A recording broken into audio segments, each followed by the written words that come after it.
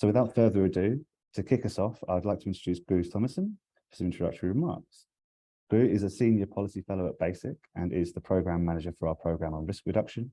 Her background and expertise is in the evolution of the nuclear non-proliferation regime, nuclear risk reduction, and Arctic security. Gry, the floor is yours. Thank you very much, Chris. Well, you kind of already said all I wanted to say, namely, a very warm welcome also from me to this online conference to discuss our work on risk reduction in the Arctic. We are very excited about it, and Chris, you already introduced everyone. So I think I can say as much that we are very delighted to see all of you here today to discuss these reports. We have thoroughly enjoyed working on them. And I would also like to take this opportunity to thank the Department of National Defense in Canada for awarding BASIC 3 targeted engagement grants to undertake these projects.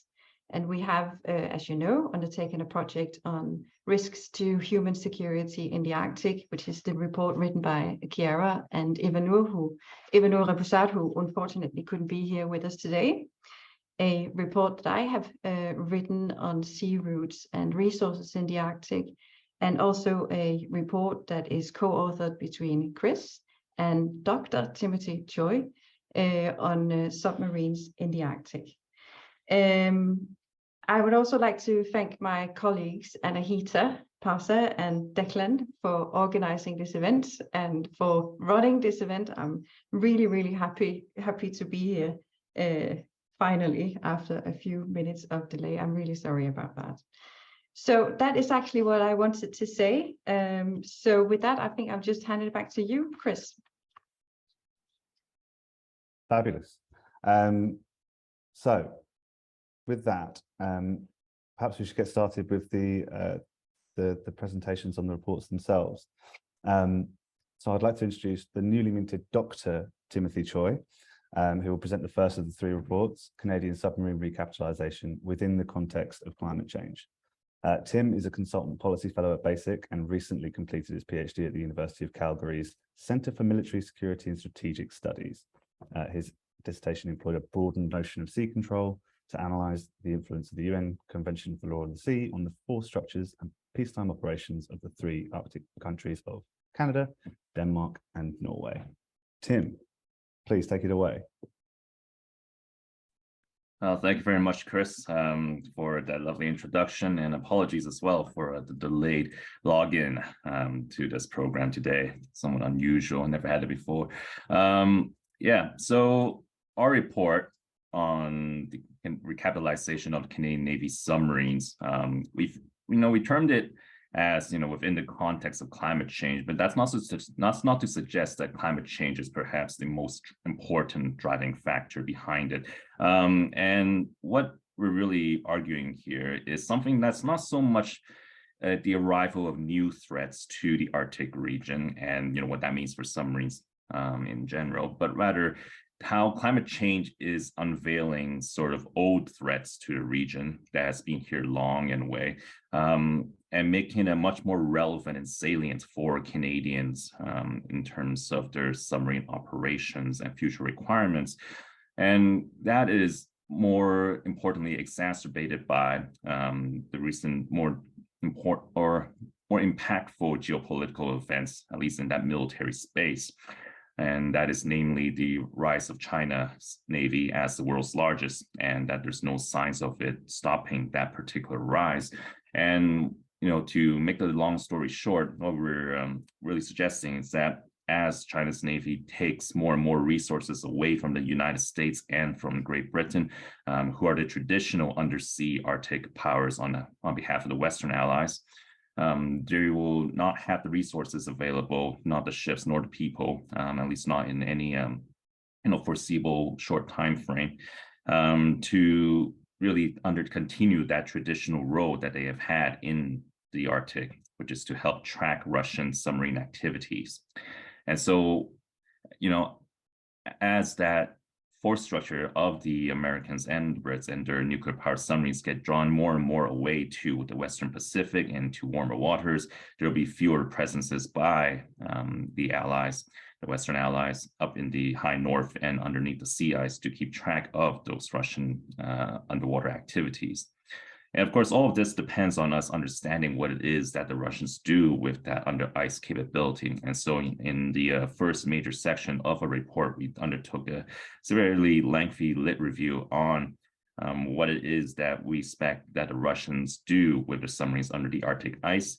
And of course, that is to serve as their nuclear deterrent.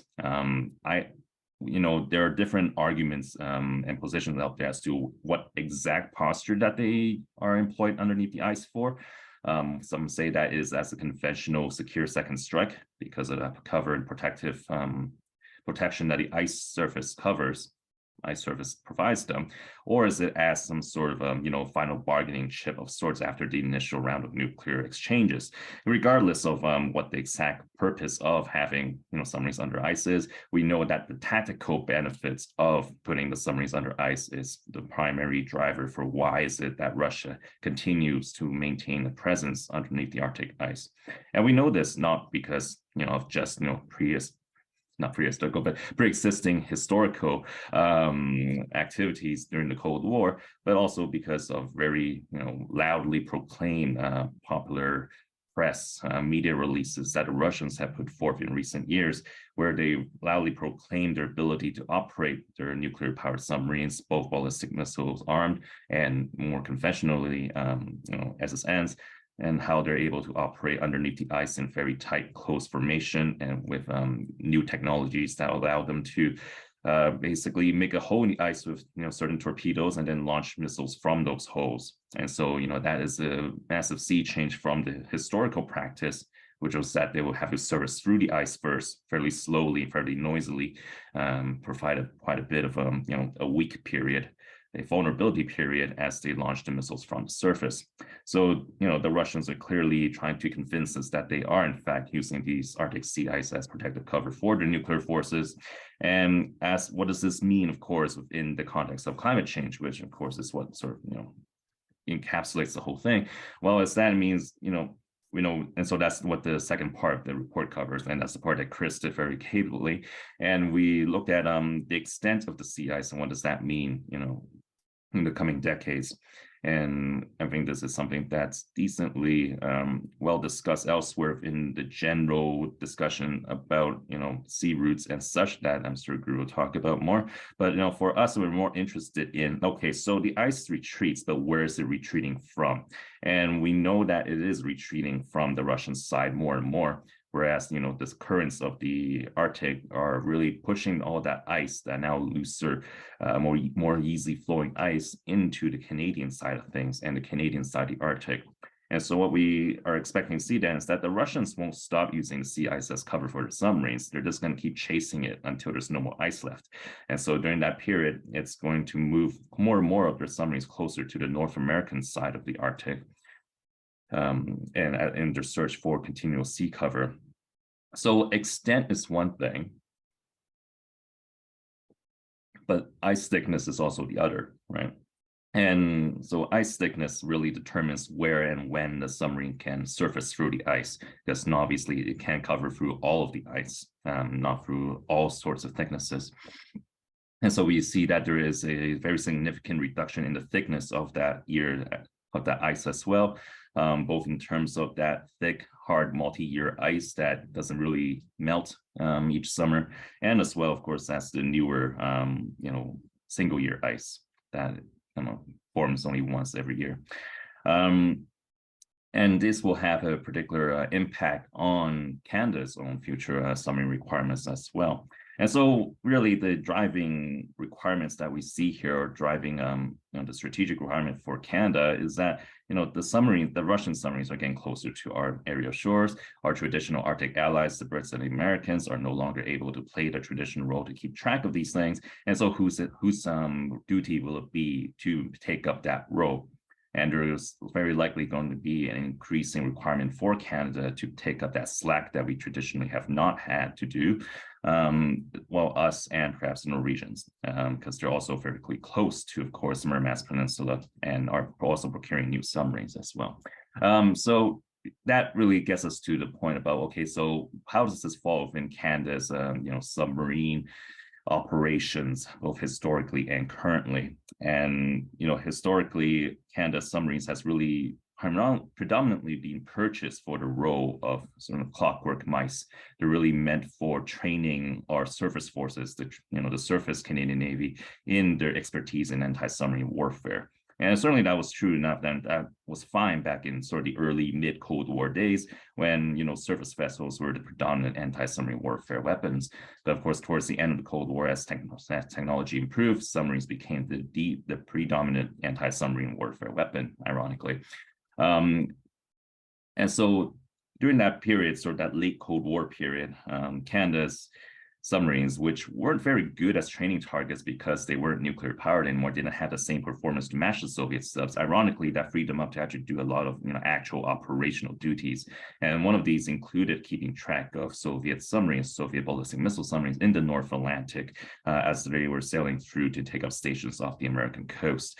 So we do actually have this kind of very far back tradition of using our conventionally powered diesel submarines for this kind of anti-SSBN work. And so, this would be, in the future coming Arctic, we see this as sort of a continuation of that. And even so there's a sort of a bridge as well in between in the last 10 years where our submarines, the current Victoria class, which is the one that are concerning being replaced, and our diesel electric powered, we've sent them over to Europe, and during one of these deployments, they've been also redeployed to help keep track of Russian submarines that were doing a certain kind of a breakout into the North Atlantic back in 2014 or so. So, this it's not as strict and continuous line. We don't, with only 4 submarines, we don't really have the capacity to maintain a constant sort of surveillance in that region. But it does show that we do have this very strong interest in at least, maintain some sort of a maritime domain awareness underwater to keep track of, where it is that Russian submarines are doing, where they're operating, that kind of thing. And so we expect this duty to continue to be a very important thing of what it is that Canadian submarine forces do, despite their limitations as diesel electric vessels. And so that comes down to, we then go towards our sort of our evaluation options, our replacement options. And we come down to basically 3 major options. And one of them is, of course, a perennial desire for a nuclear powered submarine. But, as we see in Australia right now, that comes a whole host of challenges. And it's not really clear that there's any appetite in Canada for this kind of thing. It's hard enough for us as it is to replace our surface fleet, and which is, fairly ambitious in sorts. It's not, too objectionable, but it still, receives a lot of criticisms and public debate about whether we should be doing that or not. And so nuclear submarines we see as not being something that has a lot of political cover to make happen, sort of not financially either. And it's something that we, Canada has dallied with over during the Cold War period, but it's never really panned out at all. So we really, we skip we kind of dismiss this nuclear option as something that we just, is not going to happen. So then we look at, what is the more, likely option. That is the traditional diesel electric submarine replacement. And, very much replacing our current submarines with something that's somewhat similar, but really to emphasize the sort of under ice Arctic capability. Now, of course, this is sort of that unicorn, right? There's a holy grail of sorts, and that, if diesel electric submarines could be using Arctic, then why wouldn't everybody be using them in the Arctic? So, the big challenge here, of course, is that when you want to do under ice operations, you need kind of 2 major things. One is endurance, and the second thing is ability to actually surface through that ice to actually make use of the airspace above it, because submarines, as good as they are for tracking other submarines, they also need to have access to the air that's above them for mainly 2 things. One, communications. You need to communicate with back home to receive orders, to know where to go, et cetera, et cetera. And second, to really use it for operational effects. either whether it's launching cruise missiles in some sort of a deterrence by punishment posture, or if it is just to collect electronics intelligence or that kind of thing. Or even in an emergency, you need to be able to service through that ice to clear the air and let the crew out and that kind of thing. And it is that ability to service through the ice that is sort of the major deciding constraint on diesel-electric submarines. Why? Because surfacing through ice requires a large difference in your submerged buoyancy versus your surface buoyancy. And it's that difference which allows the submarines to surface through the ice. And it actually has nothing to do with your power plant. It's a great traditional assumption that it is your nuclear power that allows the submarines to surface through the ice because it has enough power to do so. That's not true, because a submarine doesn't surface through the ice by ramming it at 30 knots under the water, because that's a great way to sink your submarine. And so how a submarine actually surfaces through the ice is that they kind of just snuggle up underneath that sea ice, and they just blow their tanks, and then they just let that, that change in buoyancy push the sail up and through that ice and onto the surface, etc. And so what that really means is that we need a fairly large submarine, and most diesel-electric submarines these days, they're still sort of in that 2,000-ton range. A lot of the European submarines are meant for coastal operations, so quite small, less than 2,000 tons. Canada's current Victorias are roughly 2,400 tons, which is okay, but still not quite enough. And really, in previous examinations of sort of what the size is expected as necessary, it's been determined to be roughly in the upper 3,000, sort of 4,000 ton range minimum. And that'll be usually of a size where the buoyancy difference is enough for you to surface through the ice that we expect would be required in Canadian Arctic. Now, of course, how much of that buoyancy is required we expect to be reduced, again, due to climate change and the ice thickness that we mentioned earlier that will get thinner. And so the size of submarine required to surface through the ice will also decrease accordingly. But of course, Canada still wants large submarines because of where we use them. Around 5-7 years ago, we deployed one to Japan, Ford deployed to Japan across the Pacific, and that was a diesel-electric submarine of, our Victoria class. So, we have this ambition as a global navy to sail our, assets and deploy them wherever we possibly can. And, we don't expect that, we don't see that need as going away anytime soon. And so, generally a large high endurance submarine for lots of space, for fuel, for, people, for crew comforts, all that kind of thing, for effectors, weapons, we see that still being a requirement. And so, that dovetails really well with the requirements for a large submarine that can actually surface through the ice and can last a long time underwater. Now, of course, then there's the second thing on endurance. And folks will say, well, a nuclear, a diesel-electric submarines, nowhere near the endurance required, compared to a nuclear-powered submarine. And yeah, it's true. That's a big difference between the two, especially once you consider, the performance limitations of the diesel-electric submarine if you want to preserve endurance, right? Because the faster you want to run that submarine, the more things you want to power, the greater you'll consume your electrical generation capacity, the more you'll consume your fuel, and the less time you have underwater. And whereas nuclear submarines, they don't really have that kind of limitation. But still, it depends on how you want to use them. If you're planning on actually chasing Russian submarines across the Arctic, then yeah, that's a pretty dangerous thing to do for diesel electric. But if you're wanting to just deploy out there to keep track of them, sort of as a listening post of sorts, and a very defensive posture, then, it's a much lower resource requirement in that regard. So, that there is still, a diesel electric submarine, especially with new technologies of air independent propulsion, lithium ion batteries, in combination of these things in the coming decade and a half, which is sort of time frame we're expecting for the Victoria class replacement, is still very much I think, a good option in any case. And not least because, ultimately people need to eat. And so the relative comparison between diesel electrics and nuclear power is a main limitation there for both is actually food supplies.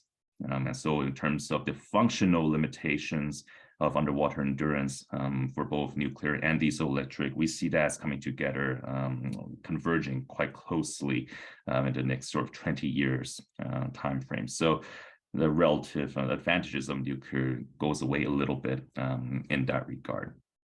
So, and finally, we talked about some of the options in terms of uncrewed vehicles, but there are a number of limitations there in terms of battery life, in terms of communications, most importantly, and of course, their inability to surface through the ice for any kind of long-range communication. So, really, we just come down to, for the most traditional replacement option, which is just, go with a traditional SSK, like a diesel electric submarine with some of the newest doodads and gadgets to enhance their endurance. And of course, increasing the size so that it can actually surface through the ice and have that extra long endurance capability. So yeah, I'll wrap that up there and pass it back over to Chris. Thanks, Tim. Yeah, I think there's some really interesting trade-offs that are sometimes or lesser understood around uncrewed vehicles, especially underwater. And the ability to communicate underwater is very, very difficult. Seawater very quickly attenuates radio waves. And so sometimes that gets flouted as a potential option for stuff, but we need to often think about how that actually fits into a wider system of operations. Thank you so much, Tim. So our second presentation is going to be delivered by Dr. Chiara Gervasio, who will present a report prioritizing people in the Arctic, 8 policy proposals for reducing risks to human security. Chiara is a policy fellow at BASIC and a program manager for nuclear responsibilities. Her background and expertise is in nuclear diplomacy, nuclear risk reduction, and conflict resolution practices. Through research and practice, her work explores how to develop mutual understanding and reduce distrust between nuclear adversaries. Chiara. Thanks, Chris. And I appreciate the topic of my report is quite different compared to Tim's, but still, it's intriguing to think about how, different issues are affecting the Arctic region, and they are sort of related by the different sort of threats that are posed to those issues, aggravating them, and those are climate change and great power competition. So the report that I wrote with my colleague Evanur Repsar is about the emerging and the existing and emerging threats to human security in the Arctic posed by climate change and great power competition in the region. And it's focused specifically on investigating risk reduction measures to mitigate such threats. In fact, the report, I think it's the originality of this report lays on its aim of thinking and outlining practical risk reduction measures, and sort of it's a first step towards the devising effective and sustainable policies to mitigate risks to human security in the Arctic, rather than being a comprehensive report on the many risks that Arctic people in the Arctic are facing. So it's very, very policy oriented. This aligns with the methodology that we have used to write this report. First of all, we have used online interviews, and I'd like to really thank all our interviewees, because without their support, we wouldn't just be able to write the report. We have interviewed many people, ranging from Arctic scholars and experts, current and former diplomats working on Arctic issues, Arctic indigenous scholars and experts, and policy analysts, next generation scholars. And we have used this very nice methodology that is called the 7 questions futures, 7 questions futures technique. This is the first time that I had used a methodology like that, and it's explicitly thought as inputting new policy proposals, because it elicits with some very sort of abstract on the one way and practical on the other questions to the interviewee, that it elicits like some forward thinking. We have been asking people, for example, about if you could ask an oracle about the future of people in the Arctic, what would you want to know?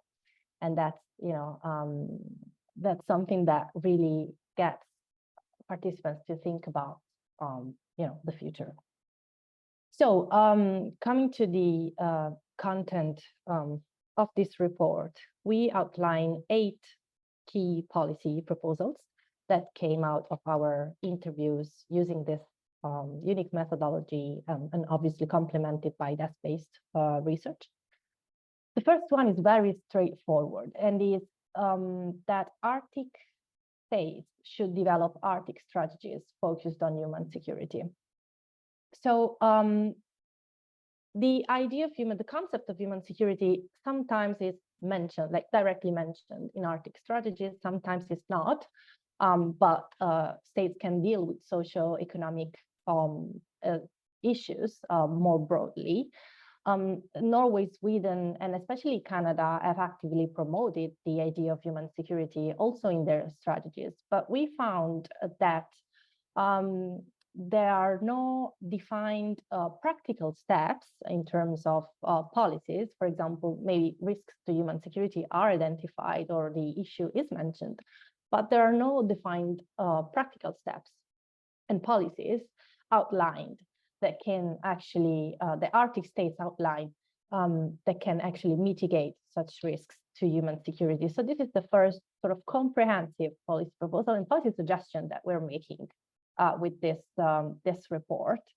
And we suggest that such steps are to be included in future Arctic strategies, given the importance of human security in the Arctic and the growing risks posed by climate change and great power competition. The other policy proposals sort of follow through. So we make some suggestions that can be also included in Arctic strategies if acknowledged by and followed by Arctic states. The second and third policy proposals falls under the category of encouraging sustainable development in the Arctic through investments. So we found that there is a general feeling that more investments are needed in the Arctic especially by central governments. And there is scarce consultation between central governments and the Arctic people, so that the priorities for investments are not often, people's priorities are not clearly identified, and the investments should be balanced. Well, the impact of the investments should be balanced with the impact that the investments can have on the environment and the livelihoods, especially of indigenous people. So specifically, the policies are to develop resilient infrastructures. Especially, we found that, especially in Canada, the US, Russia, and the Greenland Arctic, there is a scarce quantity or quality of infrastructures, and this increased the remoteness and vulnerability of Arctic people, be them indigenous or not. It's just very hard. One participant said it takes ages to go to the doctor. So like things that are very, should be very, very common and straightforward. Sometimes because of the infrastructure is not, human security is not, is at risk. This is obviously aggravated by climate change because it is impacting on the infrastructure, with the thawing permafrost, houses, internet lines are not also tailored to resist to extreme weather events. So the major risk here, like in the long term, as one participant put it, is that the Arctic could become a terra incognita, so like a desolated land, because of the risks of displacement. And this obviously should be avoided by making investments in the infrastructures. The third policy is ensure sustainable investment in the extractive industry and renewable energy sectors. This is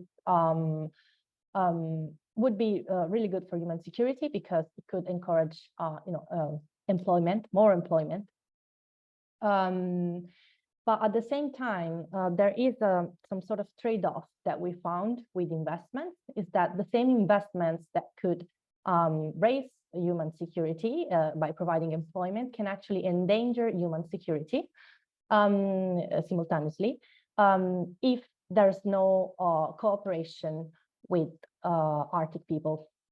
So in other words, the local communities can be negatively affected by the investments in the extractive industry sectors. For example, there are, in research that we found also documented negative effects of mining projects. Or there can be negative effects on the in terms of affection of indigenous people's ways of life. For example, in the renewable energy sector, they can impact local activities such as the Sami reindeer herding. We suggest that investments should be made, but at the same time, companies should be made accountable for risks to human security, and investments should be very, very much regulated in this respect, and cooperation must be sought with the Arctic people, indigenous and non-indigenous alike.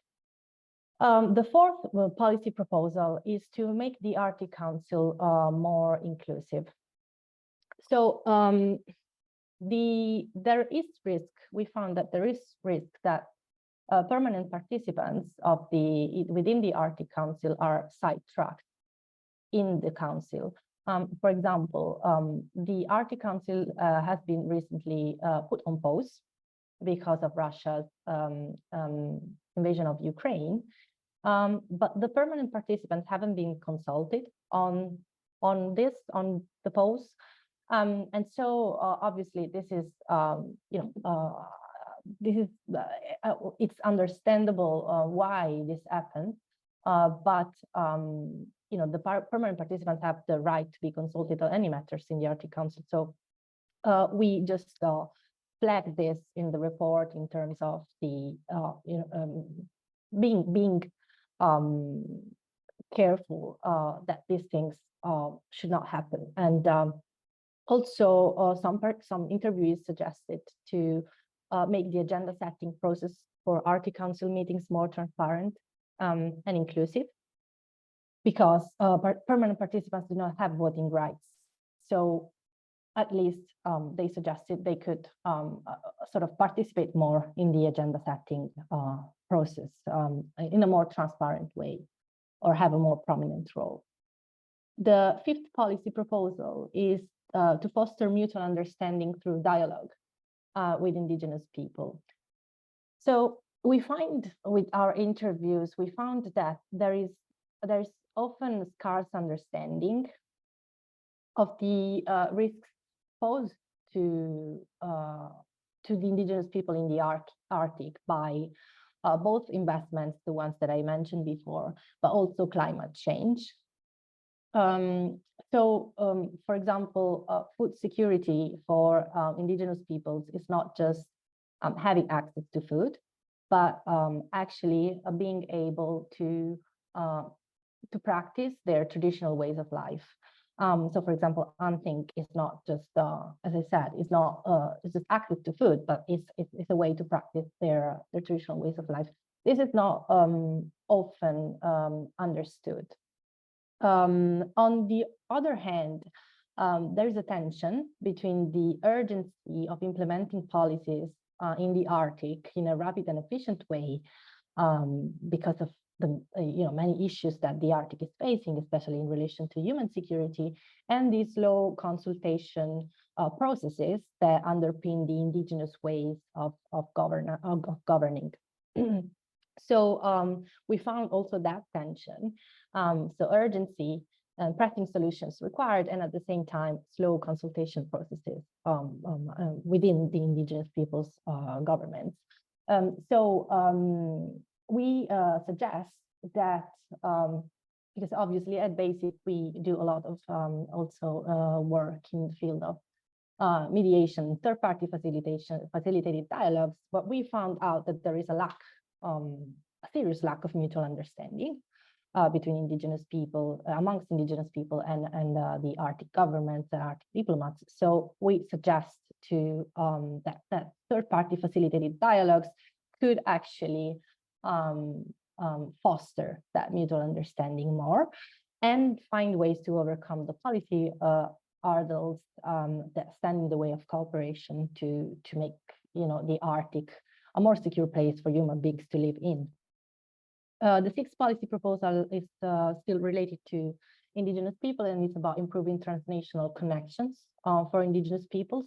There are no real borders for indigenous people, like state borders. For example, so Sami populations might have more contacts with other Samis in other states rather than with people within the same state. And so there was a suggestion that Arctic states could work together to increase mobility for indigenous peoples across state borders, especially between the US and Canada. And the final two policy proposals are related to the Arctic Council and basically the fact that cooperation is stuck. And one can ask, how can military issues be related to human security at all? They are, because the fact that the Arctic Council is on pause at the moment. The Arctic Council is the Council for Cooperation on Human Security, right? All things that underpin human security. It is now on pause because of military security competition. So military security competition is affecting cooperation on human security in the Arctic. So how can this be addressed, especially in the light of growing competition and growing distrust between Arctic states, with Finland and Sweden joining NATO? We're about to have Arctic states as NATO countries versus Russia, and how will this affect dynamics in the Arctic and human security? We suggest that military security issues should be separated from the Arctic Council, because we anticipate that military security issues will become more and more relevant in the Arctic. We suggest to develop a distinct military security forum that is different, unrelated to the Arctic Council, so that the Arctic Council cooperation on human security can be continued even in the face of growing military tensions, and that military security issues are addressed in a separate body. This could take the form of new or existing mechanisms, such as the meetings of the chiefs of the armed forces or the Arctic Security Forces roundtable. Those are suggestions that some of our interviewees made, by the way, and I think it's really good suggestion. The eighth and final policy proposal is also related to the Arctic Council and the fact that it is on pause. So, as I said, cooperation on human security is done within the Arctic Council. If the Arctic Council is on pause, cooperation on most of the projects is on pause. So the Arctic Council, we found that most of our interviewees agreed that Arctic states should continue to cooperate, all Arctic states but Russia, within the Arctic Council in the short term. So cooperation amongst them, but without Russia. But in the long term, cooperation without Russia on human security issues is simply not sustainable. So this goes back to policy 7, that is to develop a distinct military security forum that can actually deal with security issues while cooperation on human security issues is continued.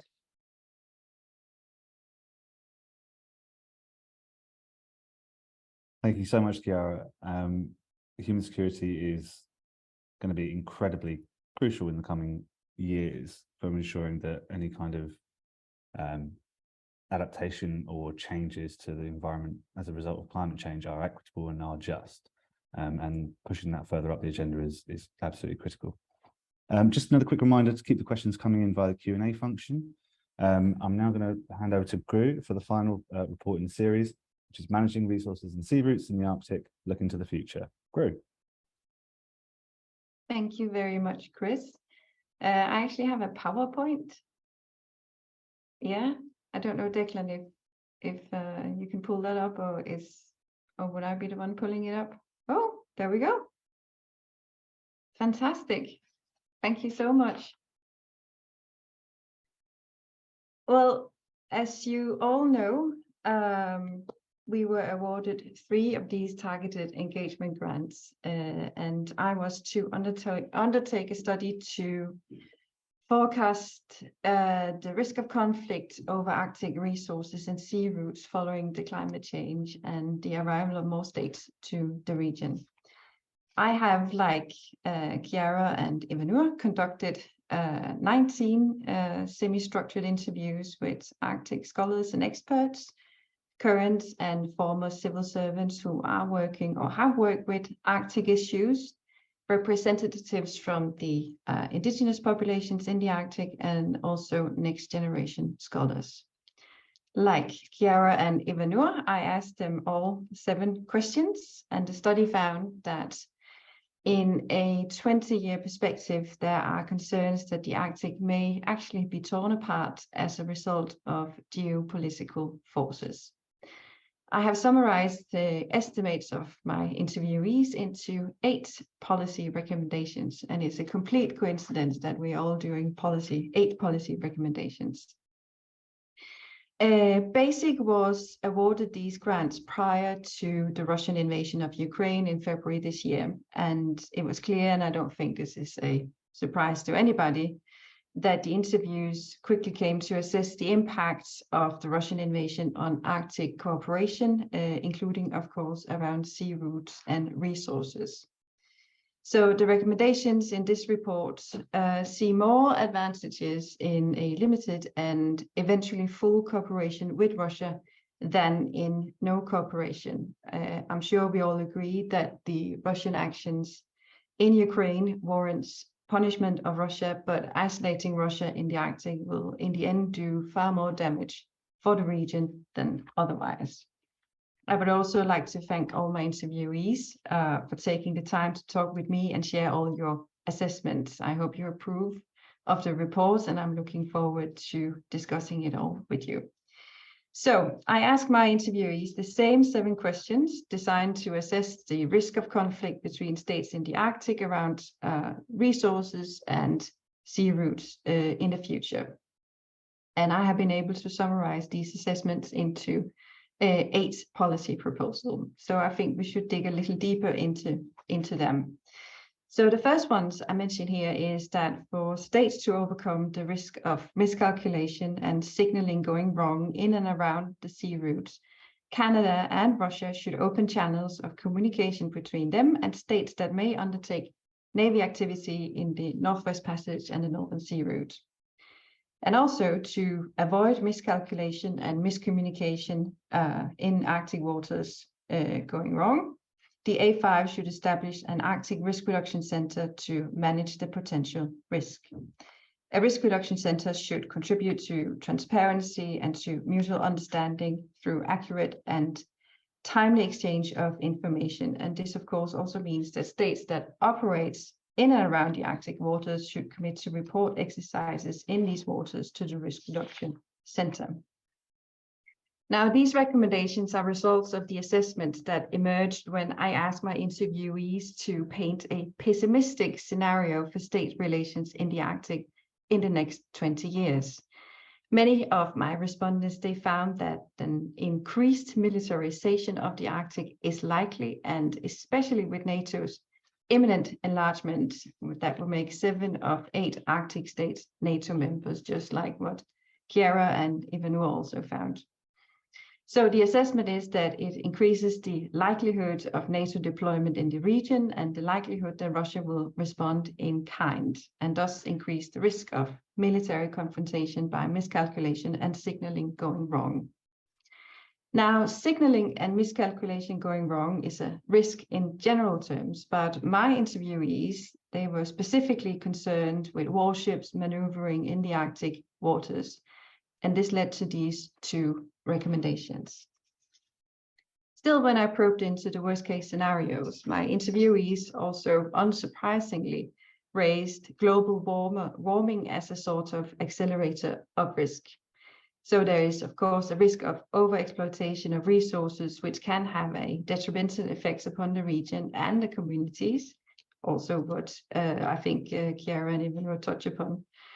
But also with warmer waters, fish stock, they might move to the Arctic Ocean, and when fish, they move, fishing fleets will be moving as well.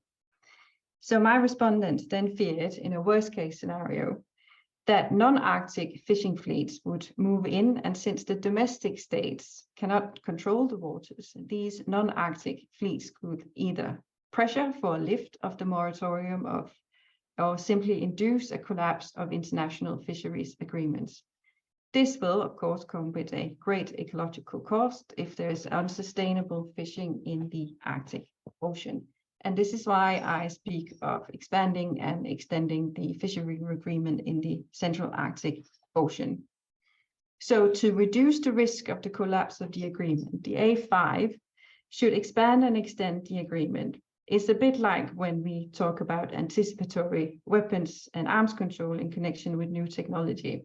Instead, this will be anticipatory fishery control that aims at maintaining the current order in the Central Arctic Ocean.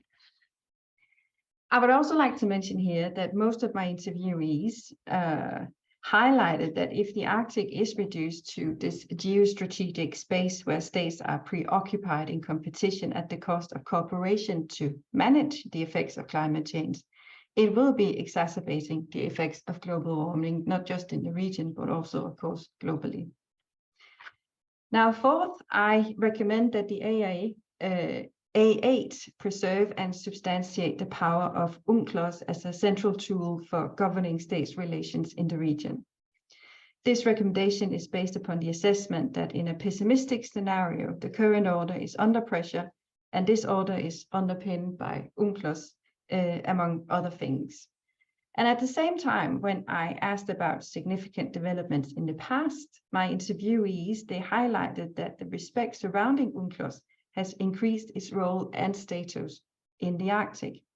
So while it may appear to be like a low-hanging fruit, but UNCLOS' special status in the Arctic should definitely be maintained and protected. Now my thank you. So it wasn't all doom and gloom I asked about in the interviews. I actually also asked what needs to be done to create the conditions in the Arctic for a positive future for states' relations in the region around sea routes and resources. And the one thing the vast majority agreed upon was to find ways to bring Russia back into the Arctic. Unpausing the cooperation is a priority, and in the meantime, it is a priority to ensure that the Arctic Council fulfill its commitments. There were a few suggestions, and I'm a slightly bit annoyed with myself that I didn't feature at least one suggestion more prominently, namely to intensify track 2 collaboration, to unpause the cooperation between the A8. So this is hereby done. Another absolute requirement for a positive future is the ability to be able to discuss military and security issues. Again, this is also something that Chiara and Ivanur has touched upon. And roughly speaking, my interviewees, they said that while it is unlikely that there will be a spillover of conflicts, maintaining dialogue and build confidence is crucial for the future, of course. And again, we are sort of back at an anticipatory mode. As some of my interviewees, they said that because the ocean will be more accessible already in 2030 and 2040, the conversation has to start now before states, they start to deploy warships in and above the water in the Arctic.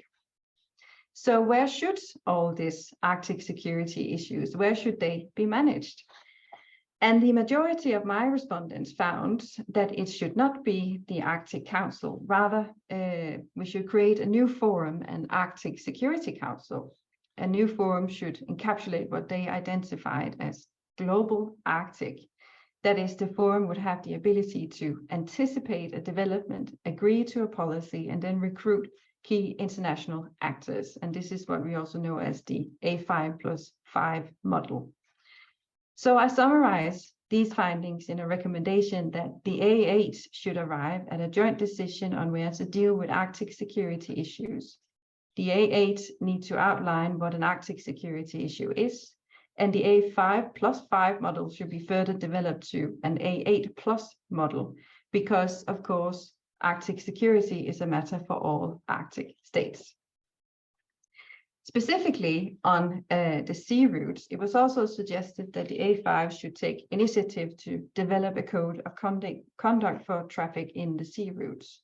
Again, in an anti-participatory mode to diffuse or mitigate possible tensions as climate change may increase traffic or political developments may require such a new code. It also emerged that safety and security in Arctic sea routes are at risk without substantial mapping. Hence the recommendation to improve the safety and security in the Arctic waters. The A5 carries a special responsibility to map these routes. And finally, a large group of my interviewees were concerned that the sustainability agenda will drop from the agenda in the Arctic because of the current war in Ukraine. The so-called sustainability crisis will not disappear, and it was suggested to formulate a code of conduct committing states to principles of sustainability, to create a sort of a gold standard for sustainable behavior in the Arctic that incorporates the 3 pillars of environment, economic, and social sustainability. I think I will stop there and thank you for listening, and I'm looking forward to the discussions. Thank you so much, Cruz. So, I really like the focus on anticipatory policies. As somebody who likes futures work and futures methodologies, that speaks to me a lot. We often wait for the event to occur and then regulate post, but doing it ex ante can sometimes bring a lot of benefits. So that actually brings the presentation part of the event to a close. We're going to take a short 10-minute break. I just want to thank all the panelists so far for really fantastic and interesting conversations. And we'll get back in about 10 minutes. So at 10 minutes past the hour, we will reconvene. Thank you so much, everybody. I'm looking forward to the Q&A.